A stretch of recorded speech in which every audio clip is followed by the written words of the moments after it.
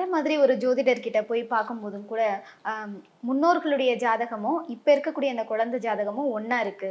So உங்க முன்னோர்கள் தான் உங்க வாரிசுகளா பிறந்திருக்காங்க அப்படின்னு சொல்லுவாங்க. இது உண்மையா? சரி, நிறைய வரும். ஏன்னா இந்த 1, 5, 9 அப்படின்னு நாங்க கனெக்ட் பண்ணுவோம். 1ங்கிறது ஜாதகர், 5 அப்படிங்கிறது ஜாதகருடைய தாத்தா, 9ங்கிறது ஜாதகருடைய அப்பா. இந்த 1, 5, 9ங்கிறது கிட்டத்தட்ட ஒரு குடும்பத்துல மறுபடியும் வரும்.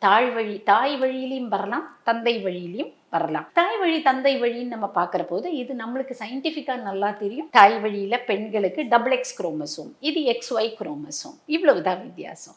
இந்த குரோமோசோம் இந்த பரம்பரை அப்படிங்கிற அந்த அவங்க தத்தப்பட்டிக்கு காலத்திலேருந்து எடுத்து வரக்கூடிய அந்த பரம்பரையை எடுத்து காட்டக்கூடிய ஜாதகங்கள் நிறைய இருக்கு. எல்லாம் இருக்குன்னு சொல்ல முடியாது. there are few people who want to cut this. இந்த பரம்பரையை கட் பண்ணி இந்த இடத்துல இவங்களுக்கு கர்மவினை போக்கி இவங்களுக்கு ஒரு சால்வேஷன் கொடுக்கணும் அப்படின்னு வரவங்க ஸ்டாப் ஆயிடும். சம்டைம்ஸ் அந்த மாதிரியும் இருக்கும். ஸோ தன்னுடைய பரம்பரையில இருக்கிற ஜாதகங்கள் திருப்பி அடுத்த பரம்பரையில வரக்கூடிய சாத்தியக்கூறுகள் நிறைய இருக்கு.